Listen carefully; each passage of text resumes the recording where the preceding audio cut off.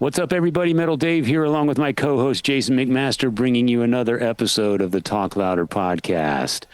Today, we are joined by Walter Trachsler from the band Rotting Corpse. Rotting Corpse was a mainstay in the Texas thrash metal scene in the early or mid-'80s, I guess. Mid-'80s is safe, 84, 85, 86, somewhere in there. Yep. Years of contemporaries of Watchtower. Safe to say. Yeah. They were, the other band from DFW that we heard about. He dropped a couple of names that lest we not forget Sweet Savage being one of them, not to be confused with the other Sweet Savage that Metallica has covered their songs. They were really good. They might be considered a glam rock band nowadays, but they were this kind of heavy glitter rock band from the late 70s and early 80s that everyone down here was talking about when I moved here in 1980. I know that some of the Toys guys, they knew about those guys. But anyway, DFW was serious, but there was tons of bands, just like there was tons of bands everywhere. But when you think about early Texas rock and early Texas metal, one of the bands that comes to mind that was playing like blast beats and thrash, or a precursor to maybe like a style of death metal, it was fucking Rotting Corpse. Yeah. And I mean, I was already into Venom. I was already into, stuff on the darker tones with Merciful Fate and things like that. And thrash had already been born. But as far as, there was a band from like kind of a death metal band that were kind of sludgier than death metal, maybe, called Death Tripper from San Antonio. And then I started hearing about Rotting Corpse, and then it didn't take long for them to kind of, jump on what we had going on in Austin. We started trading shows, Right. But that would have been during '86 and not until '86. But we heard a little bit of the history today and how that came about, and it's very familiar with how he met John Perez and formed Rotting Corpse with hive-minded people. And but Rotting Corpse is a force to be reckoned with. Everybody that I know who was into metal that I've known that long, as soon as they heard Rotting Corpse, they got it right away.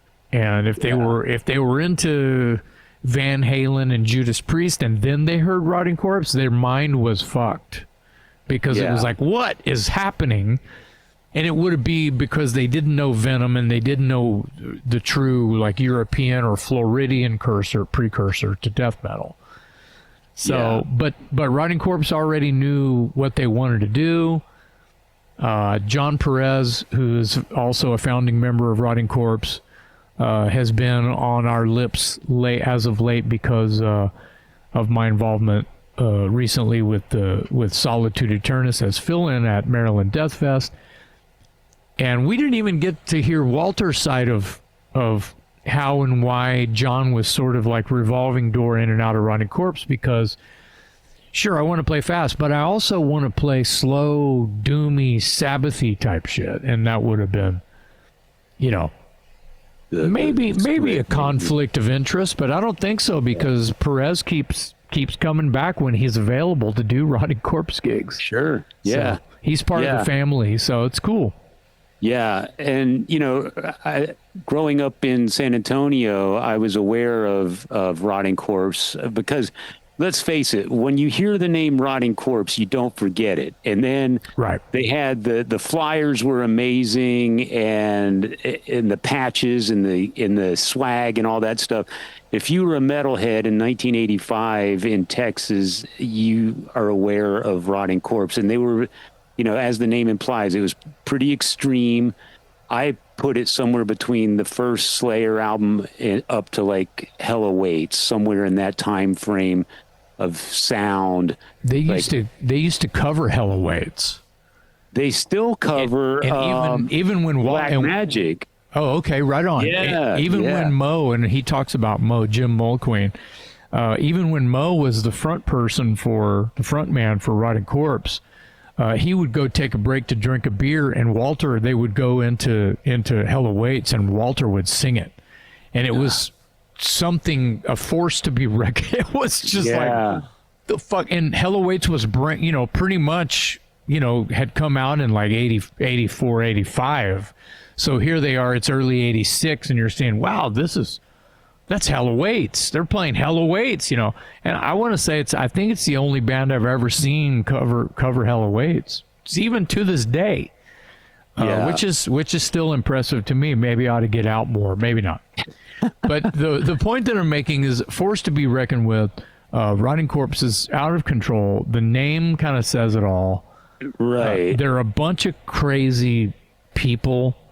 And the history that Walter has and the stories that he has to tell are kind of unbelievable, actually. So take your vitamins and put your crash helmets on, because after hearing Walter talk to us today, you might not believe, you might even want to run to your computer or respond in the comments that that's horse shit, that didn't happen, da da da. I understand. I wouldn't blame you, but just kind of, you can do whatever you want, but just hold your horses a little bit and just let Walter be Walter. Well, and there's another thing I want to add real quick before we bring him in, and that is that there's sort of been, we used the word resurgence a couple times, and I don't know that Walter necessarily agreed with us, but from a layman's perspective, a band that's been around for 40 some years is obviously going to take some time off, and there's going to be breaks in the action and that sort of thing. But I would argue that Rotting Corpse is back on everyone's radar in the past 2 years, year and a half or something like that. Very active in the Austin, Texas area, I should say. Yeah, but because of social media, it's kind of hinting globally. Like I talked about that today a little bit. Yeah, they just seem to be riding a wave of momentum right now. And here in Austin, what's partly responsible for that is, of all things, they're doing shows at this local pizza place that's about 5 minutes from my house. Conan's Pizza. Conan's Pizza. I've been trying to get a Conan's Pizza T-shirt for Oliver Weinsheimer. The cat's out of the bag now. Oliver, was going to be a surprise, but anyway, I was trying to get. He's the main. He's the head honcho for Keep It True. He's the promoter for Keep It True. He owns Keep It True, and he is a huge Conan the Barbarian fanatic. Okay, all right. And so I wanted to get him a Conan's Pizza T-shirt. He would love to go to. He'd probably just stand there and look at all the posters on the wall, because it's all vintage Conan's artwork. Right. It's whoever it was, Frazetta stuff. It's the wallpaper. It's Frazetta wallpaper is what it is. And being Austin, of course, there's a music theme running through it too. There's an Iron Maiden pinball machine. There's a booth I noticed that's dedicated entirely to Jimmy and Stevie Ray Vaughan. Nice. So there's been a resurgence a bit of Rotting Corpse lately, and it's as bizarre as it sounds. They're playing shows on a regular basis at this pizza joint where they give out free pizza. The old school metalheads show up. Everybody hangs out in the parking lot. The band tears up the inside of the pizza joint. Everybody goes home happy. It's a reinvention. It's awesome. It's a reinvention of heavy metal parking lot. Yeah, it's almost like the adult version of The Parents Are Out of Town. Let's get the thrash metal band in here. I love that as well. It's right out of a movie, and I mentioned that earlier as well, but I can't get that analogy out of my head. It's like out of some, it's a fucking time warp. It reminds me when we played at this little arcade called Computer Madness at South Lamar and Mary Street, South Austin. It's like a Domino's now, or like a, Mr. Healthy Food place or something. It's a tiny little strip mall area, and it used to be called Computer. They had Pac-Man and Galaga and stuff, and a pool table and la la la. and they let us play in there. We just went in and played Iron Maiden covers all night. It was that's what it reminds me of. Yeah. And this was before we were even old enough to play in a bar anyway. Right. They didn't sell alcohol. It was like candy and pizza and soda pop because it's an arcade. Yeah. I swear, right out of Stranger Things, dude.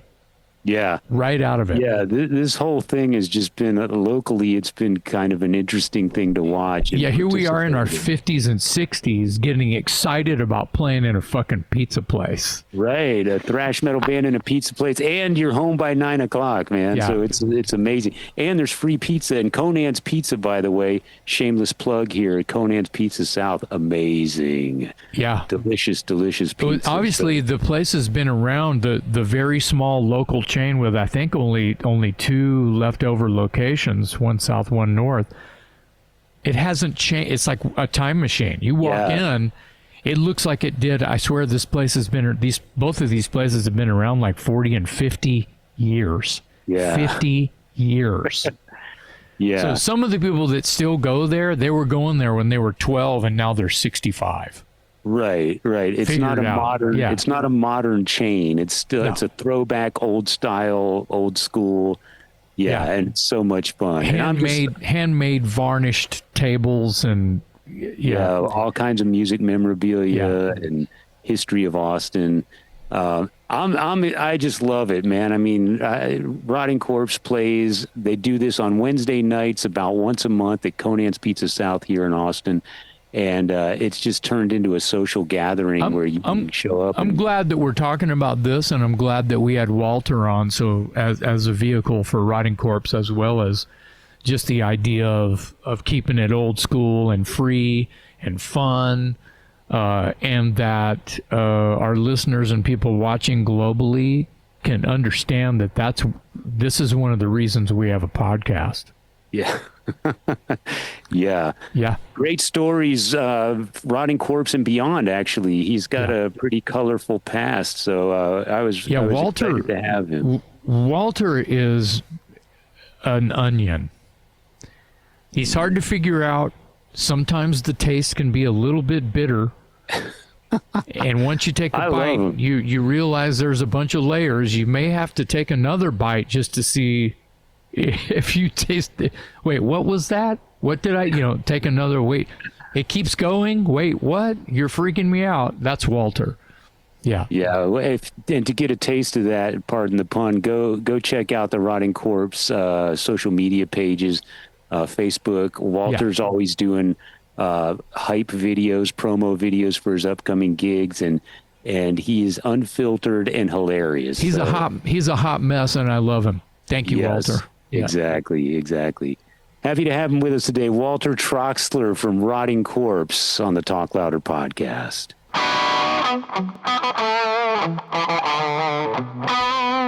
You look wonderful. Woohoo!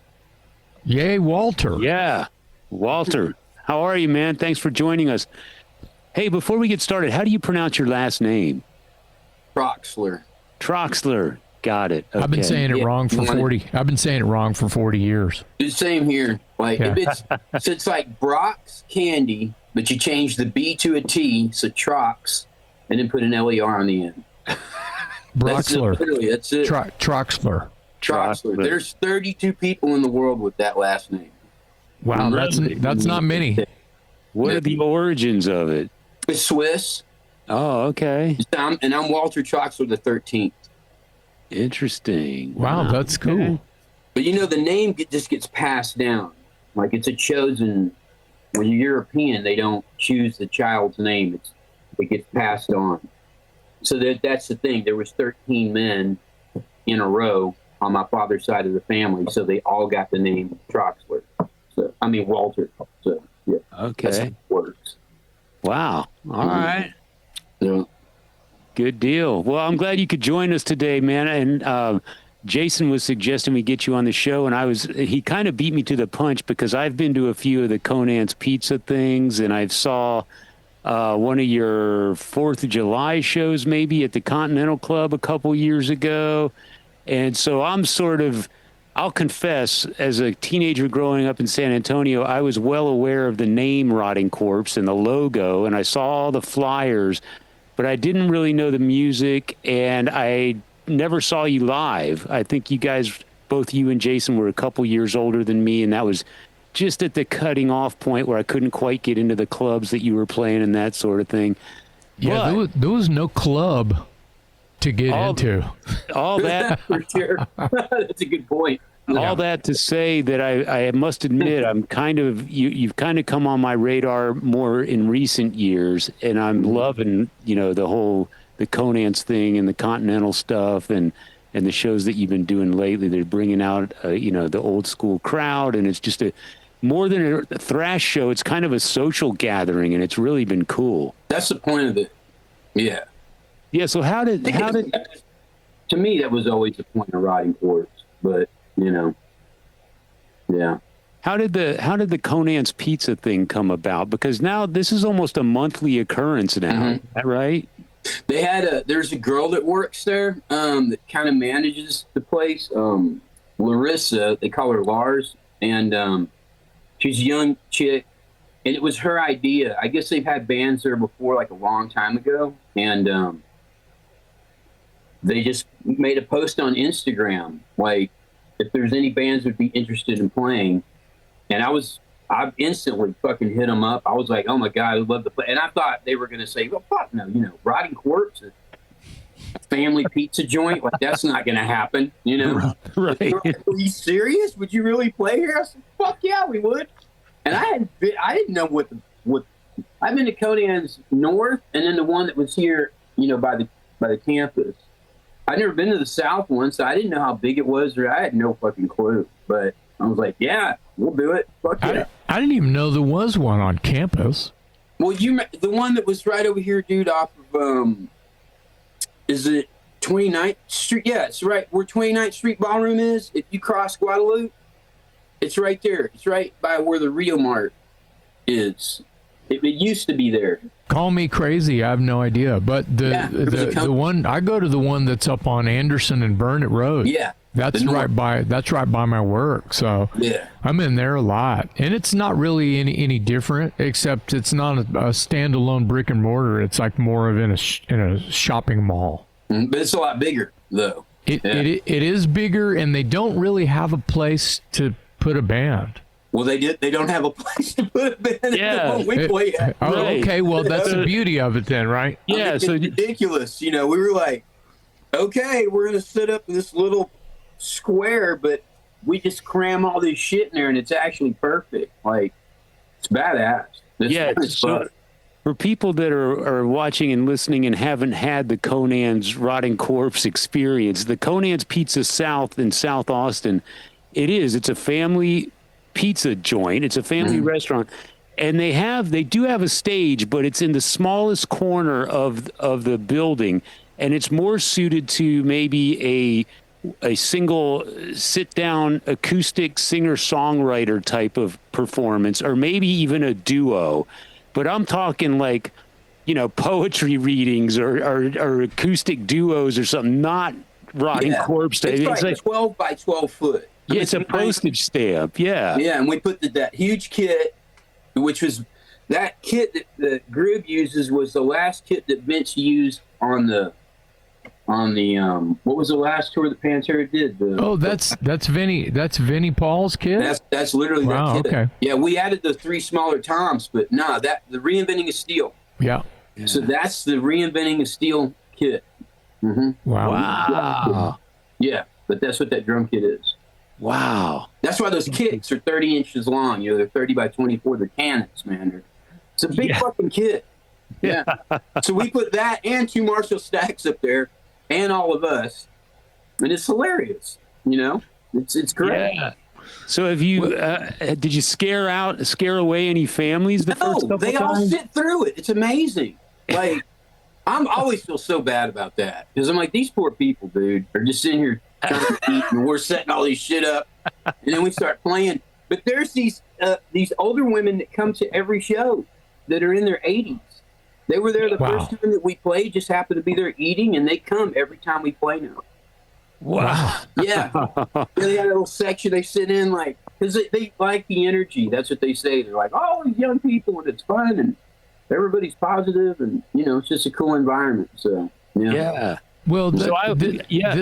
This is kind of, I was just going to say something like, this is, in South Austin, this is, I mean, I would like to think that Texas metal has made a global footprint, and Rotting Corpse has, kind of been along for the ride with the likes of S.A. Slayer and Watchtower and Hellstar as much as Devastation and anybody else. And if you're local and you can see this, I don't know if to call it a resurgence of Rotting Corpse playing your local bodega or pizza joint, I think it's incredible. And the crazy thing is now here we are, 35 plus years later, the fact that there is still a Rotting Corpse, but with technology and social media, whoever has the original Rotting Corpse demos, who was a huge fan of that early Texas thrash thing, they can kind of live vicariously, like they have a demo tape and they're in Germany or whatever, and they can go, what? Rotting Corpse is playing shows at a little pizza place and little old ladies and children are watching. It to me, that's kind of badass. Yeah. No, and I don't know if somebody could set up some kind of streaming live on the internet from Conan's in South Austin, Texas, featuring Rotting Corpse. They were doing it at first. Yeah. Streaming? Their bandwidth was fucking up or something. Oh, okay. Streaming. Yeah. Like Facebook Live, maybe? Yeah, something like that. Okay, yeah, that they should work on. They should up their shit. Call Spectrum. Get bigger antennas. Get what you need. Mm-hmm. Well, it's turned into an event now. So again, for people that aren't familiar, this takes place on Wednesday nights at like 7 p.m. And you guys get on that little postage stamp stage and tear the place up. And there's a spillover crowd in the parking lot, and it's like heavy metal parking lot. It's amazing. Everybody's partying, having a great time. It blows my mind that people come out on a Wednesday evening, but they do. The place is always full.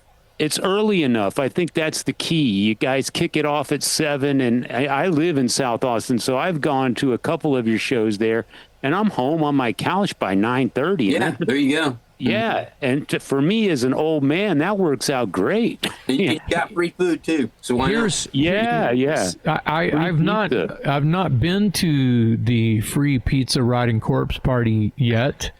But I'm living vicariously, such as I am in, another country. Yet I am not. I am, not quite an hour drive from the party.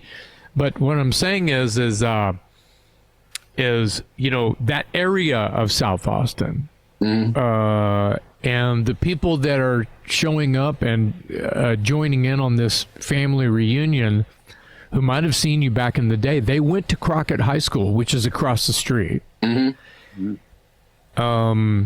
I have friends that I grew up with that lived in South Austin that went to Crockett, that are going to these shows at Conan's, that are super excited, can't wait for the next one.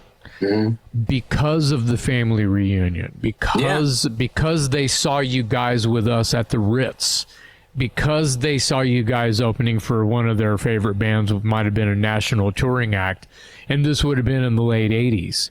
Let's talk about the history of Rotting Corpse. Let's talk about you growing up with the Abbotts in Arlington, how you got to Arlington, why John Perez decide, you and John meet at a record store or some shit. I'm just fantasizing now, and decide to form a thrash band. And next thing you know, you still want to play fast, and John wants to play slow. So he forms Solitude.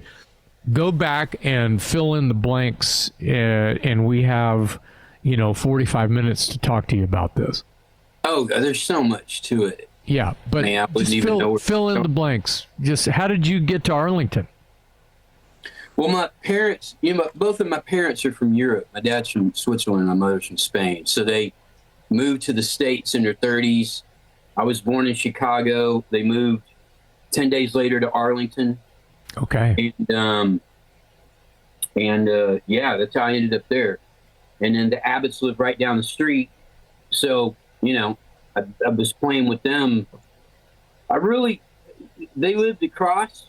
So I really didn't play with them really start playing with them until basically kindergarten, right? First grade is when Okay. we really started kind of hanging out. Junior high, were you listening to Van Halen and shit in junior high? Well, I didn't live, like the last grade I finished in the States was the 5th grade. Oh, okay. So that was, so now I elementary. So you went to elementary with those guys. That's it. Yeah. Yeah, just elementary okay. school. Yeah. And then you left, and then you came back though. Yeah, and I would come back periodically to the States. And when I came back, that's pretty much who I hung out with, was Daryl and Ben. What year was that? Oh, God, that was throughout the 70s and early 80s. Yeah, that's what I thought. Yeah. When was it that you and Daryl started? I mean, when did you start playing guitar and wanting to form a band? And oh, God, can't even remember. I started playing guitar. This is the late 70s, probably about 78 or so, maybe 77 when I got my first guitar. Yeah. Okay, and But you still play one of Daryl's guitars, don't you? I don't have one of his. Oh, you don't have that anymore? Oh, you're talking about that ESP. Yeah, oh, no, I am. Guitar's long gone. Yeah, that Okay, original guitar is long gone. Okay. Yeah. All right. I wish I still had it. Yeah. But What got you hooked on guitar? What album or TV show or concert? Oh made God, you- I can straight up tell you.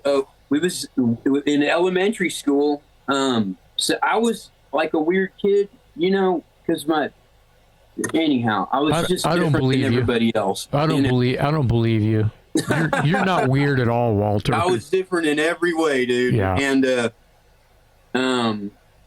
so I was the odd kid out, and I was the kid everybody wanted to beat up, and I was the kid that, it was anyhow. And one day it was 4th or 5th grade, and these kids are passing around a magazine in class, just oohing and on over the magazine. And of course they wouldn't let me see it, And Walter doesn't get to see the magazine. Well, after class was over, they left the magazine on a table, and I went over there, and it was a picture of a rock band, right? And I just was looking at it, and I thought to myself, I'm going to become that. I'm going to become that. And then once I do, I'm going to tell everybody to go fuck themselves. That's literally was my train of thought. Yeah, literally, that was I wanted to become the cool thing, so I could tell everybody to go fuck off. You were training to realize your superpower. I don't know, but yeah. But How many? I get I'm it. looking in the background there behind you. How many guitars do you own? I probably got about 70. Jesus, man. So Compared to people that have a lot of guitars, it's not that many. 70, that's quite a lot. And, There's maybe 30 here in the house. and tell me about your guitar of choice, because that's one of the first things I noticed when I first saw you. You were playing that I call it the leopard print. The yellow. That one. So is that so? Again, for people that are watching and listening and maybe not familiar, it's kind of like the guitar that Eddie Van Halen has on the Women and Children First. Or isn't it similar to that? Or Well, it's a star guitar. It's real. Who was playing him at the time was Akira from Loudness. right. There Yeah. you go. Yeah, that's Okay, this guitar. Let's see, that's But that's also an ESP. yeah. Right, that's the headstock I'm thinking of. That's this guitar. Yeah. Yeah. So here's the deal. So, Daryl had wanted a Floyd Rose, right? And the only way you could get one was you had to get it from Floyd Rose himself, right? And so he got one with my money, basically, that I got for Christmas one year. And he had a little bit, but it was mostly my money. And I still have the box that Floyd Rose came in. No I still shit. have it, dude. Wow. And I was 14, so he was maybe 15 at the time. He got the Floyd Rose. He came over to my house with the box and that ML that his dad had bought him, the Sunburst one. And he was like, dude, we need to put this in my guitar, right? So with a hammer, a wood chisel, and a drill, we went out to the wood shop in my backyard, and I'm hacking away at this guitar. And, his dad was funny was his dad didn't like me. And my mom didn't like Daryl, right? It was this weird thing, right? And I was just thinking, his dad is going to fucking kill me. You know what I mean? Like, I'm hacking up this guitar with a fucking wood chisel, Like, it was pretty brutal. But I did it right, and it worked. But long story short, I wanted a Floyd Rose. And the only guitars that turned out that Floyd Rose ended up making a contract with Kramer, and the only guitars that they put the Floyd Roses in was the Kramer Voyager, right? Which I have some of those. I have the second and third Voyager ever made, right? Which are here. I've got quite a few of them, but anyhow. And when they came out, they were really expensive guitars, right? They were real expensive back then. And I just swore one day I was going to have a Kramer Voyager because I wanted a Floyd Rose. And I could never afford one, so I made my own Star Body, guitar, which is a complete piece of shit that they always made fun of. And one year for Christmas, Vince, Daryl, Rex, and Terry Glaze put all the money that they kind of had together, and they bought me that fucking guitar, the original version of that one. Wow. And what it was what I was told, or what we were told, was ESP had made 4 of those guitars, and they gave one to Akira, they gave one to Randy Rhoads. They didn't all look the same. They gave one to Eddie Van Halen, and the 4th one was on a circuit, like just going to guitar shows. Okay. And that guitar ended up at Spear Music in Dallas, and they bought me that guitar for my birthday. Wow! So that's that guitar. Wow. Yeah, that's amazing. The original one that I used to smash all the time, yeah, that was that guitar. Wow. So I was going to ask you why you have a preference for the Star Body. That's where it came from. But that explains a lot. Yeah. Mm-hmm. Yeah. And nobody played Star Body guitars, but it's because that's what I wanted for the Floyd. That's what I started playing. Right. And that's it. I just stuck with it. So origins of Rotting Corpse start probably 85, 84. Well, so trying to push the train down track a little bit. Mo had come into long story short, I'd been trying to start a band. I was playing like fast. I was tape trading with Lars, back in the day. Okay. And so we were in the kind of some, I was in that group of people that were in this kind of some faster stuff. And I was just trying to start a band.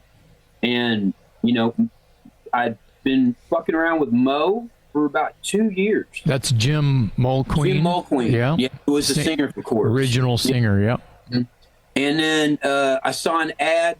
There was a guitar store, a really shitty little music store in a house that Daryl gave guitar lessons at called Rainbow Music in Arlington.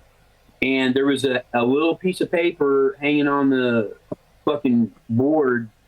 John Perez had put something up, naming off a bunch of bands like Merciful Fate, Motorhead, Judas Priest, shit, Iron Maiden, stuff like that. And it just said, "Let's attack Arlington." So I called them up. And, nice. Yeah. And what year was that? Just to give a perspective. That was probably late 83. Oh, shit, that's early. Okay, 84. Good. Yeah, okay. And then it took us forever to find a drummer. Yeah. But I think we played our first show I'm almost the very end of 84 is when we played our first. Okay. Because we played a show, and then a few days later we played again, and it was New Year's Eve.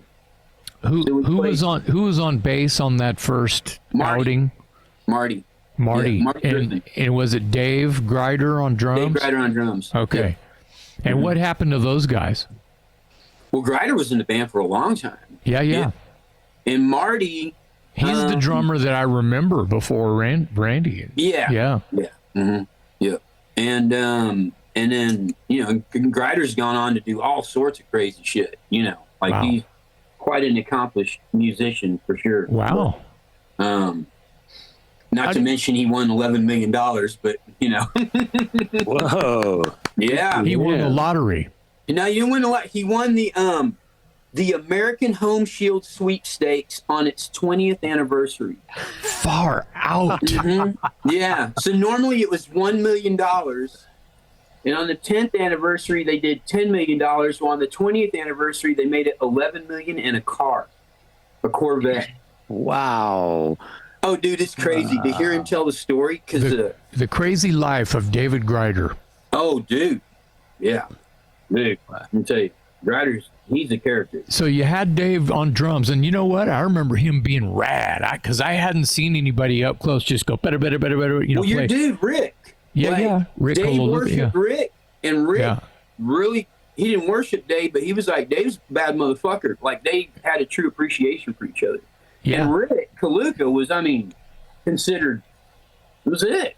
Yeah. Who else was as fucking insane as nobody? Yeah, no one plays like that. He's Back an then, alien. There was no one on record that played like Rick. Yeah. There wasn't. Yeah, it's still kind of like that. Fucking drummer. Or being a motherfucker. Well, it's sporadic, weird. It's jazz metal, and a lot of metal drummers don't. Some of them is like, I don't even know if I want to know how to play like that, yet still giving Rick respect. So that's been like a thing with metal drummers the whole time who play thrash. They see Rick and they're like, I don't even know if I want to learn how to do that, but that's insane. You know what I mean? That's a good way to put it. Yeah. But Dave was the first drummer I'd ever stood next to, maybe other than Gene Hoglan, that played just straight thrash drums, like blast beat kind of shit in 1984, 85, right? Yeah. So that's why I always, and Randy is just as good to me. I mean, I see Randy, I'm like, there it is. He's fucking ruling. Yeah, Randy's a good drummer. Yeah. How did you guys settle on the name Rotting Corpse? Yeah, good. Because that's a good one. To me, that is the best, gnarliest, coolest thrash metal band name ever. So back then, So, we didn't have a name for the band, and it was a complete band. And there were some guys that came over to watch us practice in John Perez's garage. Steve Murphy may have been one of them. Oh, here we go. Afterward, we were hanging out in John's bedroom, and Chris Orlowski was there. Remember Chris Orlowski? Yeah, of course. Gray Magazine? Yeah. Broke into the governor's mansion and all that shit. Like, what?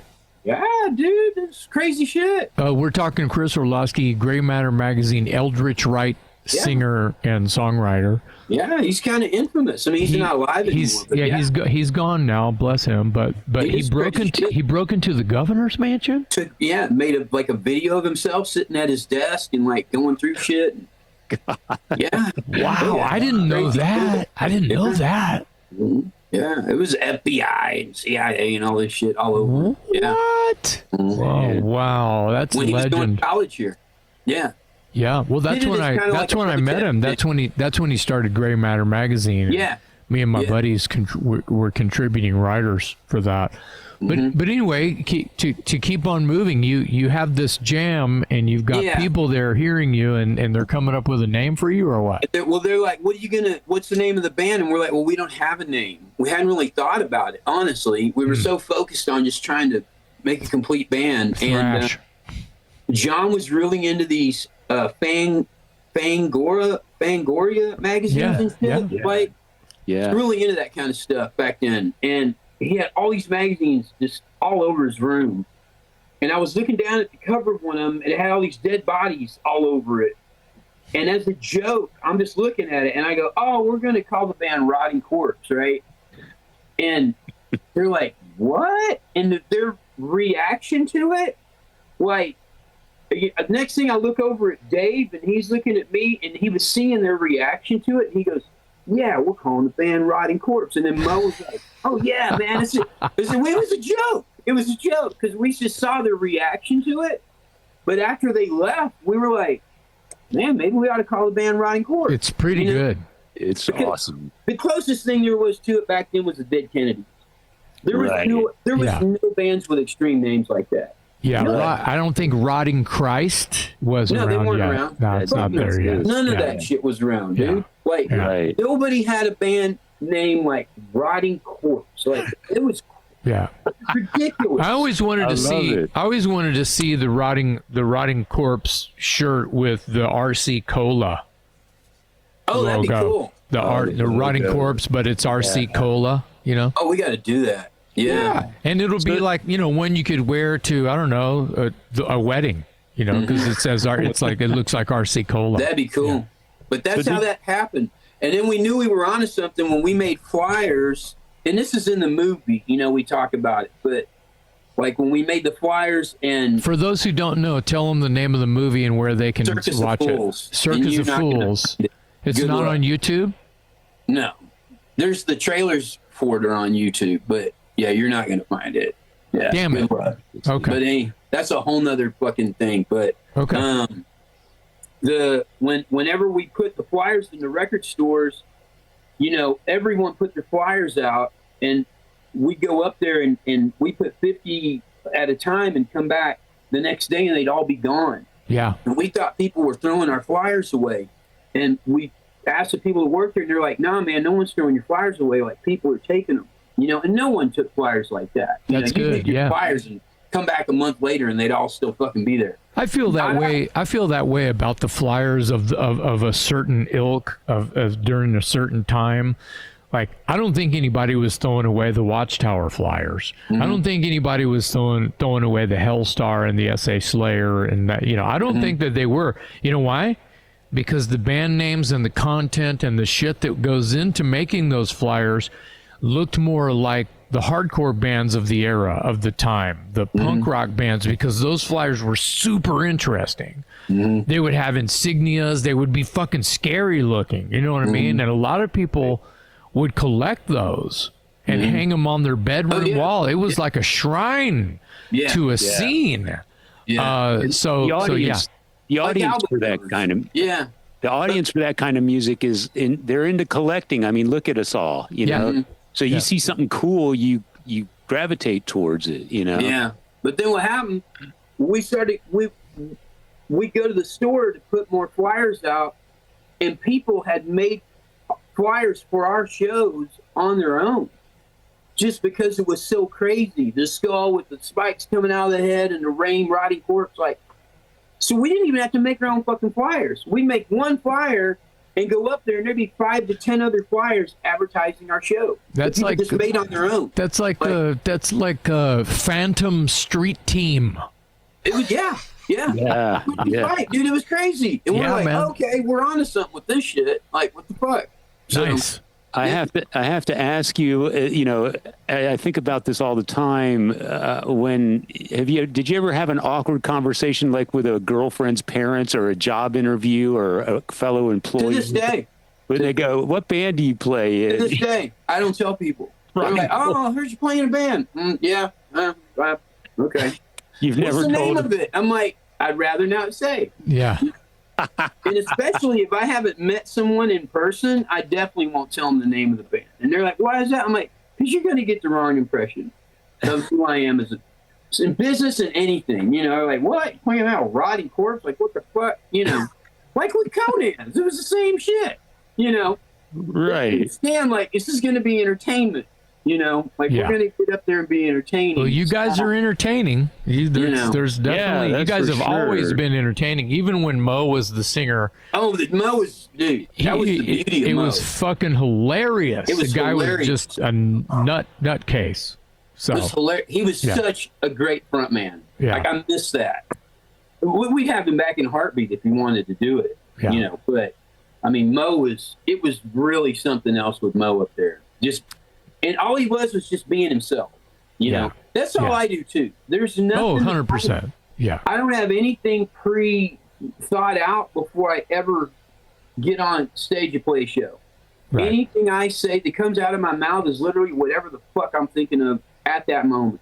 Like, so, and that's how Mo was, you know, and it was just, God damn, he was funny, dude. So how many songs does Rotting Corpse have? Yeah, how can people listen to your music? Probably 30 recorded. Okay. And how many of them have been released on digital platforms or physical? At some point, every one of them. Oh. Mm-hmm. Okay. At some point, every one of them. Yeah. You know, there was a whole. But can they go to Apple Music or Amazon or YouTube? You can find a lot of the old stuff. Yeah. But can you find more than the regular, you know, like the original demo? Can you find like 10 or 15 songs? I think you can. I'm pretty sure. Did you release them yourself? Did you register in them and put them on up there, or were they through a label? No, we've done everything ourselves. Okay, I mean, that's what I thought. There's been a lot of records that have been put out and CDs that we authorized people to put out, but you know, reissues. Do it ourselves? No. Yeah. So if I went to like somewhere, you know, I'm going to throw up in my mouth a little bit when I say Spotify. If I went to Spotify, I'd be able to find like a couple of different albums of Rotting Corpse. I guess. I don't know. I haven't looked. Yeah, I was on Apple Music today, and I looked for Rotting Corpse, and I saw there was a series of tracks, and they were just called the demos. Mm-hmm. And then there was song titles that were repeated, but they were updated, and they said, like, there's a song called Rotting Corpse 90, like 1990. Oh, weird. Okay. So I guess they were either re-recorded or updated somehow. Re-recorded. Okay. Wow. Yeah. When did Steve Murphy come in, and how important has he been? Because I feel like he's an important sort of Viking on horseback for Rotting Corpse. I feel like he's been part of the push and the go. Am I right to think that, or I feel like he's helped Rotting Corpse kind of stay alive? Everyone has. Yeah. You know, honestly, it's Murphy. The thing with Murphy. I just me personally, I mean, I know both of you guys pretty well, and it seems, I mean, Murphy he's a go-getter. He seems to really, you know. Yeah, well, he normally handles the stuff that is online. Like, he's always handled the stuff. No, and I guess that's what I'm seeing. Yeah. Yeah. So that's always kind of been Murphy's bag, is the online stuff. And so when there was nothing called online social media, stuff like that, when the world was still not digital, when did Steve come in and start playing bass? What year was that? Oh, probably may have been 86. Yeah, it was still real early, but probably 86. Yeah. Wow. Is my guess. Yeah. And he's a long rider. Yeah. Mm-hmm. But you're a pretty ambitious, I guess, self-promoter yourself, because you're always doing these video clips promoting the upcoming gigs, and they're funny as shit. So that's good. Yeah, man. So like, you're sitting there going on about the upcoming show, and you're showing all the flyers, and you're just talking, and you're just being yourself. But you're a funny dude, man. So they come off really well. And I noticed you're very consistent about it too.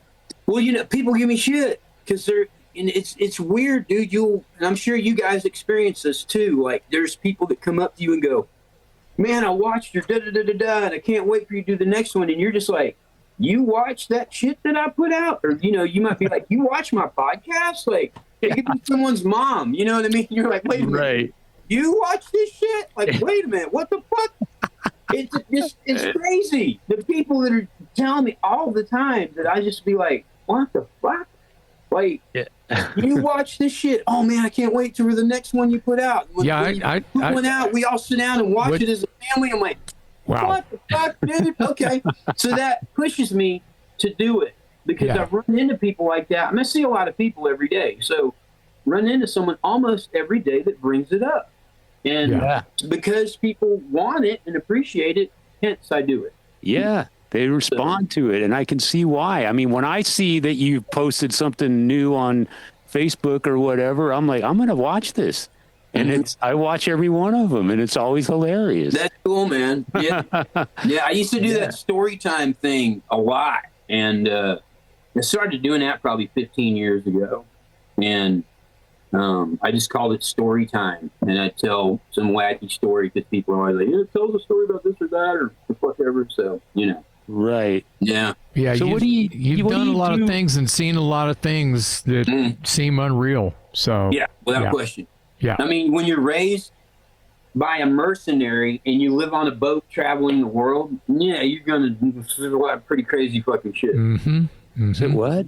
Yeah, that right there. What did I miss there? Oh yeah. That right there was a famous mercenary, man. He used to get rid of, Soldier Fortune magazine and all that shit. We lived on a boat and we just traveled, the world doing mercenary shit. Yeah. Really? Till I was 16. Yeah. Wow. So Dave, don't get him started, but too late. Got him started. Yeah. So you can't talk to Walter in an hour. You need like 4. Hell, I crazy shit. And then, just the stuff with the Abbotts, just the stuff with anybody. It all just parlays into all, when I was telling Jason about the Afghanis the other day, he's like, what the fuck are you talking about? Like, yeah, you just without going into it, just explain what you're talking about so they don't think we're being, politically rude or anything. I adopted you're not. a refugee family from Afghanistan. Yeah. And it was 12 people. And it was legit, Dave. I literally adopted. Like, they lived with me in my home. He was caring for a family from overseas. Yeah. Yeah. Like, hardcore Muslim, didn't speak a word of English. Like, it was absolutely crazy. And this is just a few years ago. But let's talk about Rotting Corpse and rock and roll right now. I just wanted to say that this is another wacky fucking deal. Welcome to Walter's brain, Right. Yeah. So I noticed I was digging around on your Facebook page, and I remember at one of the Conan's pizza gigs, you said something to the effect of, after the show, you had to go to work, and I get the impression, do you work on tour buses or something? Yeah. Are you a mechanic? Just buses. Yeah, I've been in the bus business for a really long time. Yeah. Okay. Yeah. Really long time. So, do you build any of your own guitars? And I mean, you not anymore. No. Okay. I used to build buses. Yeah, but not anymore. So you're mechanically inclined, I guess, is what I'm asking. Yeah. At this point, pretty much all I do is work on it. Yeah. Okay. You mentioned something earlier in the conversation. You said that Dime's mother didn't like you, or no, his dad. His dad didn't like. Why did his dad not like you? Because I was different. Like. Different than Dime? Well, Daryl was a motherfucker, dude. Like Daryl was Daryl, and Vince was Vince. But maybe part of what it was, like, we had I had a lot of guns just in my bedroom as a child, Here we go. A lot, dude, a lot. And my dad used to fly helicopters home, dude, and land them in the field behind the house and take everyone for rides in them and shit, and like he'd buzz the school playground, and planes and helicopters, like a lot of crazy shit. So there was a lot of weird shit at my house, and, he probably just thought that was trouble, honestly. Yeah. Like, I wasn't a kid that went around getting into shit. It was Daryl and Vince that went around getting into shit. Mm-hmm. But, right. I think the Eldon just said, oh, that's that crazy kid over there with that house with all the guns and fucking military trucks and helicopters and shit, So what was it like for you as someone who grew up with the Abbotts? I don't want to go off on too much of a tangent here, but very few people can say what you're telling us here. What was it like for you to watch them just take over the world? I mean, I wasn't part of that. I wasn't. We had a big falling out once. It was when Rotting Corpse really kicked off, and so I didn't have anything to do with that band once Phil Anselmo joined it. But Daryl and I ran into each other maybe 2 or 3 times in the next 10 years, maybe 15 years, So, but you were around during the early days.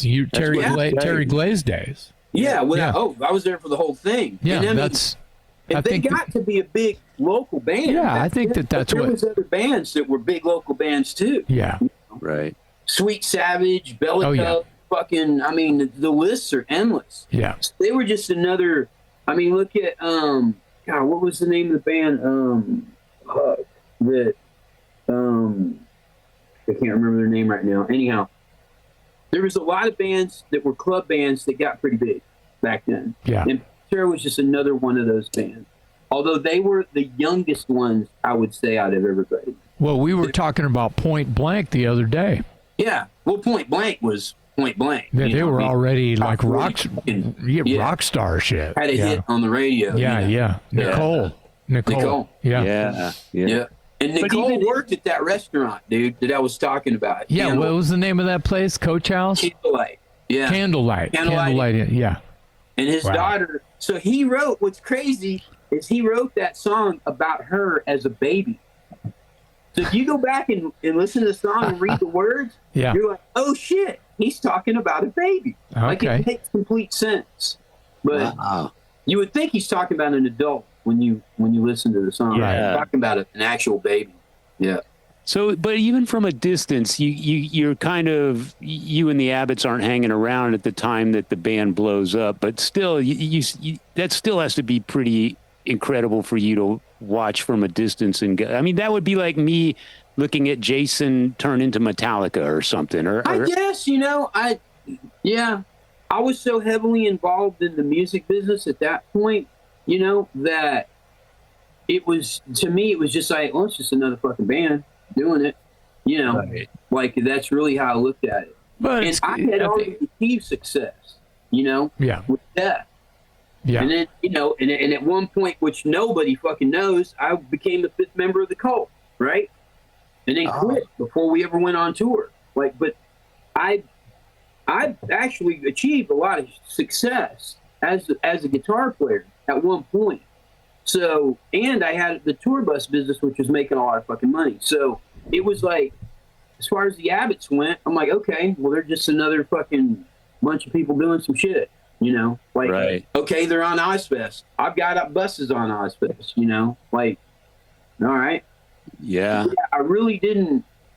I tell you what's interesting is once it was all done and we had started working together again with Damage Plan. Yeah. And I would be at Daryl's house. That's when it really all came into focus. I never forget one time we were in this room and there was literally hundreds of magazines in there with him on the cover, like Guitar Player magazine. Yeah, sure. And he was just like, dude, look at this shit, man. Like all these years, all this bullshit. And he was broke at the time, right? And he was just like, this is what all this has got me. Like, look, I'm going to cover every fucking magazine and I'm broke, like I got to borrow money from you and shit like that. I mean, it was fucked up, but that's it. At what point I was truly like, wow, he really became this huge guitar player, like huge, man. Yeah. Really widely recognized. So that's, for me, that's really when that kind of came into focus. Yeah. So tell me a little bit about, we've talked about Rotting Corpse, but what was your, you mentioned Death and you got to fill me in on the Cult. What was that all about? Oh God, I don't even want to talk about it. Yeah. Because it's like a big black mark. Okay. Mm-hmm. And it's really a whole story in itself. It really is. It's just interesting to me because they're a British band. Mm-hmm. And so I was curious about the Texas connection. The connection was real simply, there was a guy that I knew that was a DJ that was really good friends with Ian. Uh-huh. And Ian had told him, this was after Electric, and they were recording that next album. Sonic Temple. And he had told them that they wanted to add a second guitar player. And they were looking for someone, and they didn't want to advertise it. They didn't want to go through all this bullshit. And he knew this guy was kind of connected to the underground somewhat. And he was like, do you know of anyone, or can you think of anyone that you could think would be a good fit? Let me know. And the person that this guy recommended was me. Wow. So that's how that kind of came about. Wow. He was a DJ in Detroit. Yeah. And he approached me about it in Detroit. And then when Def went on that European tour with Creator, they sent a film crew over, to ride on the road with us for a week and film me playing and interview me backstage and all this bullshit. And then they went back and played it to the band.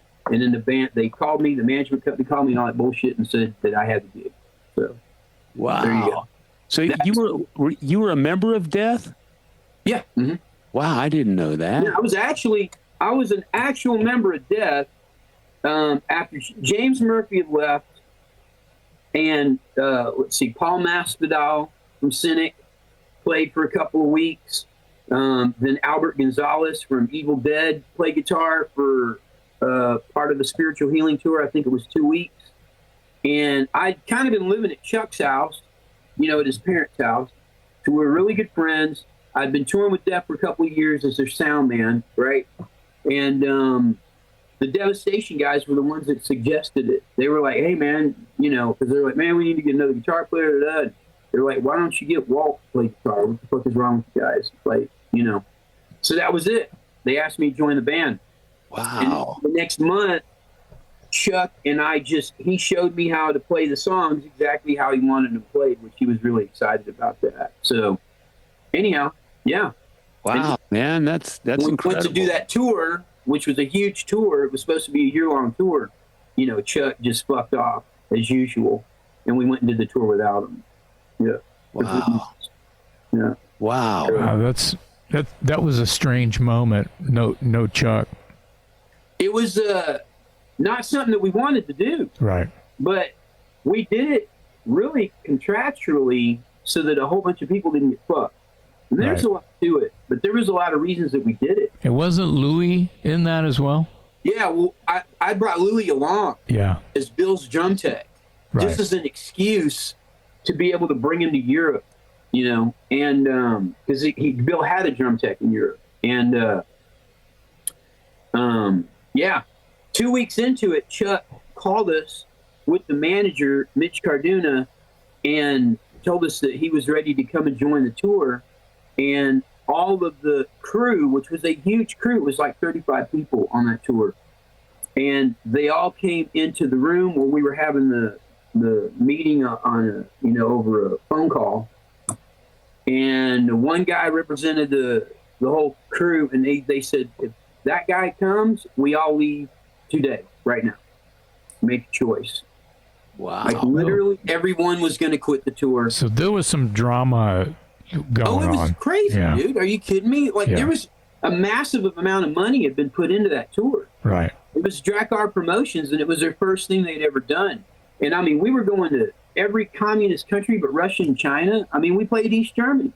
We were the first band to go to East Germany, the first two bands, like when it was East Germany. Right. We did a lot of crazy shit on that tour. And I mean, we were going to Asia. We were going to all over the fucking world. It was a year-long planned out tour. Nuts. Massive amount of money had been put into it. And Chuck just fucked it off. As usual, like he would do. But yeah, we would have said, yeah, come on, dude. 2 weeks into the tour, fuck it, who cares? But they told us, The crew didn't want it. Wow, that's a whole nother story we could talk about right there. Oh, without question. Yeah, there's a lot. And I've done a lot of interviews about that whole thing. No, okay. So people that want to find out more about that strange era of death, they can find interviews online then. And in books. Wow. There's a lot of books that cover it. Crazy. Yeah. Crazy. Wow. Interesting. Well, listen, so Rotting Corpse has some like hiatus points. Yeah. Mm-hmm. In the late, not 90, but a little bit later, maybe. Mm-hmm. Yeah. Oh, yeah. What years were you guys kind of dormant? Oh God, I couldn't tell you. Mid 90s. 2 or 3 shows. I mean, every 2 or 3 years, someone would ask us to do something. Okay, right. Like, hey, let's throw it together and do something. So we've consistently stayed doing something for the past 40 years. But not every year. You know what I mean? So there's definitely some dormant points for sure. Yeah. So it's very similar to, I don't know, to Watchtower and you know, even Hellstar. A lot of the bands from the old school days slowed down for a little while. Sometimes it's not very long, but it's can add up to a couple of years or more. And you know, Watchtower, it seems like a decade can go by before Watchtower does anything, whether I'm involved or not. So I can relate to that. So do you feel like there's a resurgence of Rotting Corpse, and not necessarily just because of the Conant's Pizza thing? Do you feel like there's something else happening with it, or are you just having some fun? And we're just having fun. Yeah, that's what I thought. And it's, you know, honestly, my friend had killed himself a couple years ago, and it made me. It really kind of made me focus on people and how they were feeling at the time. Yeah. You know what I mean? Like, I kind do. of looking, and I was like, you know, I think it would do some people good if we put this band back together. It would give them something to do and give them something to focus on. And that was the whole point of it a few years ago when I started calling everybody. Yeah, I love it. I love it, and bless you, and bless just that whole idea that it has kind of brought the family back in, right? It's kind of brought everybody back home a little bit, right? It's such an established thing that all we have to do is get together and go play some fucking shows. You know what I mean? Yeah. Like, we don't have to write anything. I mean, we can, but we don't have to.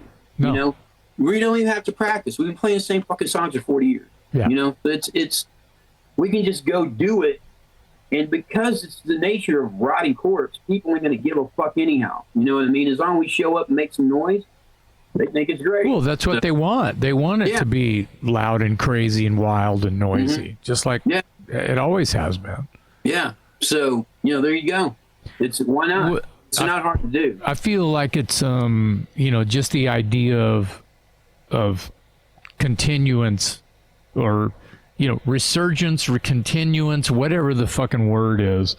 I don't really love any of the words that kind of come to mind. Those are just two of them. But what I do love is what you're talking about right now. You lost someone close to you, and you feel like, well, how can I bring everybody home here so I don't feel so shitty about this kind of thing when it happens again? Because it's going to. You're going to lose someone you care about, and this is a way for us to remember this and sort of celebrate this. And that's the best part, and that's kind of all it's about anyway. Not to get too shit deep, you know. And I mean, the other part of it is, I don't know if you guys have noticed, but there's a resurgence of people wanting to play instruments and wanting to play music. I mean, the whole rap and hip hop thing is finally fucking almost gone. Finally, you know, we're a society, that's really what they've just been feeding on for years, you know, and that's their fucking genre, that's their deal, whatever the fuck. That's good for them. I don't care, you know. But there's a resurgence of kids wanting to play music, wanting to play instrument. You know, Jason, you're the fucking teacher of the School of Rock. Yeah, I see it a lot. I see kids getting excited about you know, creating something from nothing. Yeah. So, and we play with these bands, you know, and it's amazing. So for also, I mean, if we can play a show and draw more people out than these kids would get to play to by themselves, I want to do that. You know, this isn't about pushing Rotting Corpse. This is just about pushing everything in general, you know? Yeah. So it's really, that's kind of what the focus is for us, is we're enabling or trying to help along, you know, more people do things, get into things, see it in a positive light, you know, shit like that. So. Right. Yeah. You mentioned at the very top of the conversation, I think you said the word community, and that's kind of what comes to mind when I show up at one of those Conan's Pizzas gigs. It's like, you know, like I said, there's people in the parking lot, there's people packed into the place, and everybody's having a good time. And it's almost like, and I mean this with all due respect, it's almost like Rotting Corpse is almost secondary. It's the it's the gathering of the people that is the scene. That's the occasion, you know. But they need an excuse to do it. And right. Yeah. Yeah, exactly. Like, there you go. Exactly. Like, it's perfect. And it's great, man. Yeah. You know, I mean, back in the day, I'm sure that's kind of how it was at the Ritz or at what was that outdoor place? Fucking Liberty Lunch or, you know, wherever. Yeah. It was just a bunch of people getting together to do some crazy shit. Really didn't matter who the fuck was playing, right? Right. Just let's go hang out, meet some people, and have some fun. Well, and I feel like that is, you know, I can only speak for growing up around here, really. I saw that with all the punk rock bands. It's not the first time that I've mentioned that, even in this conversation. It's like I saw that with the punk rock bands. It's like there were kids just looking for something to do, and if they weren't going to go see a couple of bands play at a gutted out 7-Eleven that had been shut down because it burnt last week, with a generator out behind it or out at the lake off a generator, just playing a bunch of punk rock songs and get a keg and la la la. That's a social gathering. Now it sounds like trouble, but it doesn't really sound like trouble because most of the time, no one got hurt, no one got in trouble. And that stuff is still happening. Okay, well, when you do it at the Ritz or you do it at, you know, I don't know, the teen center or the arcade or whatever, we're talking pre-internet days, it definitely created this sort of orbit that got, well, who's playing? What are we doing this weekend? It didn't matter who was playing or where are we going. Yeah.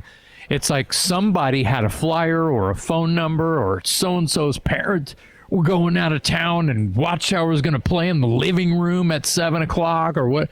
You know, it's the same thing that you're doing at Conan's Pizza that people are doing worldwide right now. And I think it's, I mean, do you call it a revolution if it keeps on happening? You know, it's a revolution sounds like this, like explosion of energy and I don't know. That'd be great if it was, but, you know, yeah. It's just a bunch of people getting together to eat pizza and talk shit. But, yeah. You know, well, you know, it's what that is. A social gathering like church. Yeah. Yeah, no shit. That's what it is. It's a fellowship, man. Yeah, fellowship. With music, you know, growing up, I saw, you know, the entertainment side of it. I didn't really approach it from the musician side of it, as in, I'm a musician, I want to write music, I want to play music, and I want people to come hear it. I approached it from the side of people want to go have fun and be entertained. Yeah. And the music is just a part of it. You know, that's the way I kind of related to it, me personally. I really like how you guys are, like I said, you guys are, well, like we have been talking about, not to repeat myself, is the pizza joint and the bodega, you know, the corner store. You guys are ridiculous. You're doing gigs. That's the point of it. Yeah. I mean, and there's people just coming in there buying cigarettes and cokes and shit, and they're just like, "What the fuck is going on?" Right. You know, it's right. It's the best shit that's ever. ridiculous, dude. Yeah. That's another time. That's the other thing I saw in recent months, I guess, is so there's another place here in Austin called the Rio Mart. Rio Mart, yeah. The Friendly Rio Mart. Yeah. And you guys, and they have bands there. This is so Austin. They put bands literally on the floor in the aisle between the chips and the Skittles. It's the candy aisle, yeah. Yeah. And there's Rotting Corpse just tearing the place up. And it's same thing. I mean, there's a mix of people. There's people in the parking lot talking, having fun. It's a gathering, man. And it's just... I like the way that you said that your motivation was not necessarily to be Yngwie Malmsteen. It was to be the guy that brought people together. Yeah. And I like that. And it shows at the gigs because there's all walks of life at your shows. You would think with a name called, you know, band called Rotting Corpse, it might be just one segment of people. Exactly. But there's those people for sure. But there's also every other walk of life is there too. And it's because they know they're going to meet up with some friends and have a good time and just relax and chill, and it's going to be cool.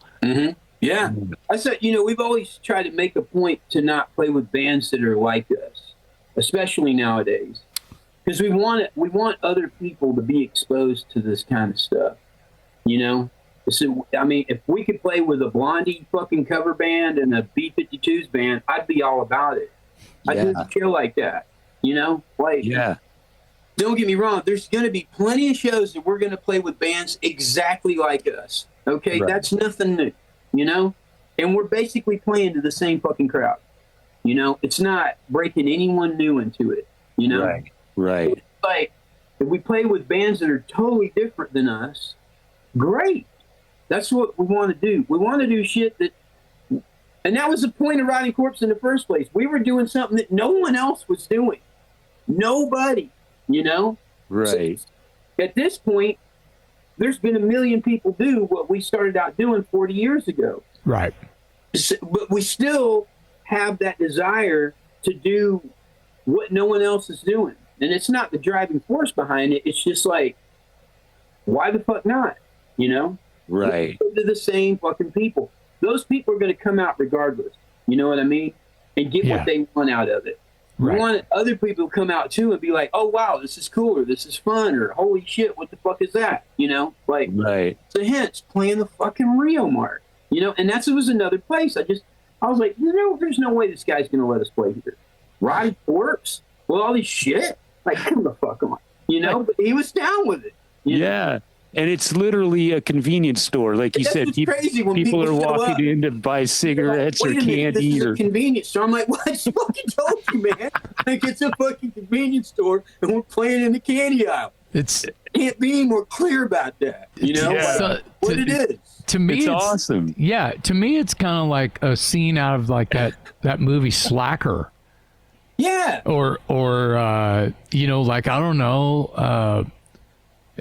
I mean, you know, I don't know. It's so punk rock. It is, and you know, what for me, I saw a Motorhead video one time, and I saw a Thin Lizzy video, and they were both the different whatever the fuck, but they were playing in places they shouldn't be playing at. Right. And it was just a little bitty like coffee shop or a record store or some shit, and it made such a huge impression on me as a kid. I was just like, wow, look at that, like. Could have been like in there, like what the fuck, man! It was amazing, and I just like a record. I could have been a kid there at that show. It blew my mind. Could have been like a record release at a record store or something. I don't know, but it just made a huge impression on me. So then when I was like, oh my god, we could play a fucking convenience store. This is like Motorhead with their Marshall stacks and shit, you know, in this fucking place, and you're just like, what the fuck is going on, man? You know. So to me, that's the cool part too. Reminds me of the Young Ones when Motorhead played in their living room on the Young Ones. There you go.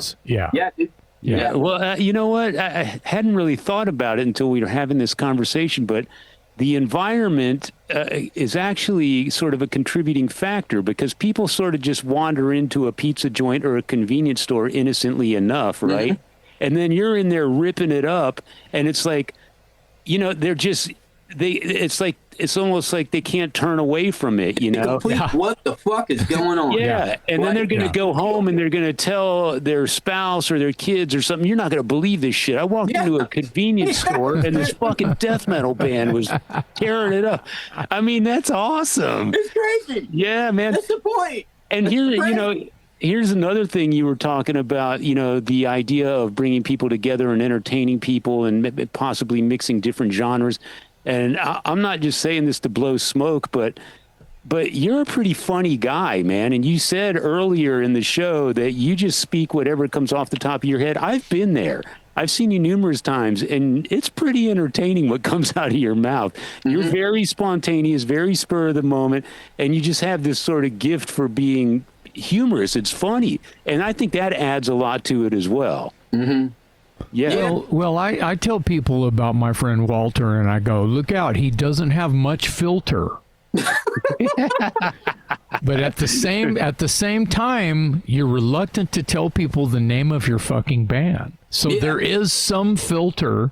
Yeah. It's just not on until you, oh shit, they want to know something personal now, you know. Well, no, I mean, with that, it's just, you know, Rotting Corpse, it's just so extreme. You know what I mean? Okay. It's just so extreme. Yeah, but sure. the filter, without quit, I can be when I'm doing business, I'm not going, yeah, motherfucker, fucking this and that and all this bullshit. No, you won't hear a cuss word come out of my mouth, you know, or I'm talking to someone's child or whatever, you know. But, right. Yeah, there is a filter there, but No, yeah. I know there is, but just if you're hanging around and you're able to just be you and you're around me and Solis or whoever, yeah, look out. There's some just shit pouring out of your hole all night long. I tell you, Daryl was really, Daryl was like that too, huh? Oh my God, Daryl was. That guy was the one and only. Let me tell you. Yeah. And you know the thing about Daryl is I only was in the shoulder to shoulder with him just a handful of fucking times, but he always called me by my first name. He wouldn't see me for years, and he'd go, "What's up, Jason?" You know, he'd know he'd call me by my first name like no time had passed. And so, and you're like that too. Yeah, well, yeah. Daryl was an extremely personal person. Yes. Yeah. He took great interest in people and what made them who they were, and like he was, and it wasn't a thought out thing. I always tripped on that about him. It was really weird. Like it's just who it's how his brain was wired. And as soon as he met someone, he was already, like, within 10 or 15 seconds, he had already looked him up and down, listened to him a little bit, and came up with a name for him based on what he saw and heard. Right. It was crazy. Wow. Crazy, dude. And he was celebrating them as well. without question. Yeah. 100%. That's how that dude was. Yeah. Yeah. That's a really good way to put it. Yeah. Yeah. Well, you have some of that, whether you guys were had become distant or not. You have some of that too. I think that's what Dave's kind of saying. You have a gift of gab, and you become personal. And well, I appreciate people for who they are. Yeah. You know, like 100%. I don't give a fuck if you're a serial killer or you're a fucking weirdo or you're whatever.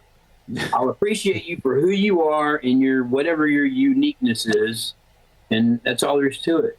Yeah, but as well, and you've already established this, but you may condone and celebrate who they are and what they do, and you may not condone and celebrate who they are, but you will give them the respect that at least that they've shown you they deserve, whether they're a fucking murderer or a clown. Yeah. Or a murdering clown. There you go. Yeah. Could be that too. Yeah. But clowns are supposed to make people happy, There you go. Yeah. You know, another side note to the Rio Mart is the Clash that rocked the Casbah video. Yeah. Yes. Part of that is filmed there, dude. That's right. Oh, wow. Okay. Right on. Because when I saw you guys, you played with the Fixations, who's another great Austin band. And I remember I went there and saw the show, and that was the first time I met the Fixations. And we got a little, we kind of got friendly there and decided to stay in touch, and I reached out to him on Facebook. Well, one of those guys posted that the Rio Mart was part of the video for the Clash song Rock the Casbah. Yeah. And I knew the video was filmed in Austin. That I knew a long time ago. That's been established for decades. But I did not know that store that you guys all play in from time to time is the store where the oil sheik pulls up and fills up his gas tank or whatever. And it blew my mind. Blew my mind, dude. Yeah. I couldn't believe it. I was like, okay, the Rio Mart is legit, dude. Right. Fuck. I bet, this is a place for this shit to go on. I bet Joe Ely had something to do with the Clash working in there, he had filming everything some stuff. He had everything to do with them. Joe Ely was the Clash's liaison to Austin, Texas. Absolutely. Absolutely. Yeah. But see, there you go with the Fixations. We went and saw them because Steve Murphy has some other bands that aren't crazy shit, like the Nowhere Jet. Yeah. Kind of like Weezer. And he was like, man, there's this really great band. We should go watch them. We went and watched them. Did they play with you guys? Was that when they played with you guys out in Pflugerville? Or maybe it was Motorhead. It was one of those two bands. I think it was Motorhead. Bad Wings or you guys? I think it was Motorhead. But we went and saw them, and I was like, these guys are fucking great. Totally. Yeah. You know, it's like, we got to fucking have them play with us.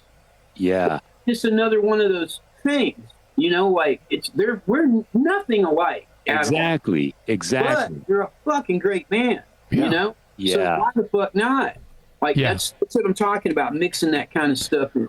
Well, you know? you did it with, and this might have been where you misstepped there just a second ago, is it was Fixations, Sad Wings, and Rotting Corpse at Continental Club a couple of years ago. Yeah. Amazing. So that's a good mix. Yeah. Dude, and Sad Wings, it's because everyone knows Judas Priest, and anyone coming to those shows definitely knows Judas Priest. And you guys fucking, if you closed your eyes, it's Judas Priest playing. It's amazing. And I'm like, people are going to fucking eat this shit up. Because there's a lot of people that haven't seen you guys. And once they do, there was people that were there were like, these dudes are fucking, what the fuck? They're a great fucking band. I said, what did you think, dude? I told you. They're fucking great. Like Jimmy Koo from Andrew WK was there. Oh, that's right. Yeah. Yeah. And he's like, God damn, Walt, these dudes are fucking amazing. Sad Wings, dude. They're badass. Told you. You know, and everyone stayed till almost 2 a.m. I mean, because you guys kick fucking ass, you know? Like, so that's the, you know, mixing that whole thing up. Plus, who wants to hear a bunch of fucking shit like Rotting Corpse, you know? I mean, goddamn. I don't. I don't listen to that shit. Let's play it. Well, on that note, hey, man. Thanks for being here with us today, dude. Oh, fuck yeah. Yeah, totally. Absolutely, man. I've become a fan. Like I said, I'm late to the party by a few decades, but ever since you started doing these oddball gigs, I'm one of those people that gets sucked into the curiosity of it. And then I get there and I'm like, man, this is a great time. Why wouldn't I come back every Wednesday for, you know, this gig? And, you know, I'm partial to metal already anyway, but it's been really, really cool getting to see you and know you a little bit. And I always look forward to the next time you play. I couldn't make the last one because I was in New York. Which was amazing. I was playing Carnegie Hall. What the fuck, dude? Yeah. That's shit. My son got to play Carnegie Hall with his band, his high school band, so I couldn't pass that up. That's amazing. But I do plan on seeing as many Rotting Corpse shows as I can at the pizza place and at the convenience store. Well, they're consistent. That with us. Like, it's consistent. Yeah. Well, man, we thank you for your time today. It's been an interesting story. There's a lot more to you than just Rotting Corpse, and I had no idea. I learned a lot today, and we do appreciate you, you know, spreading the gospel of heavy metal and entertaining us and just being a cool dude. It's been fun. And we'll look forward to the next Rotting Corpse show in the coming weeks at the pizza place. On behalf of my co-host, Jason McMaster, I'm Metal Dave, along with our special guest today, Walter Trachsler from Rotting Corpse. Woo! On the Talk Louder podcast. Rock and roll, motherfuckers. Thank you for having me. Yeah.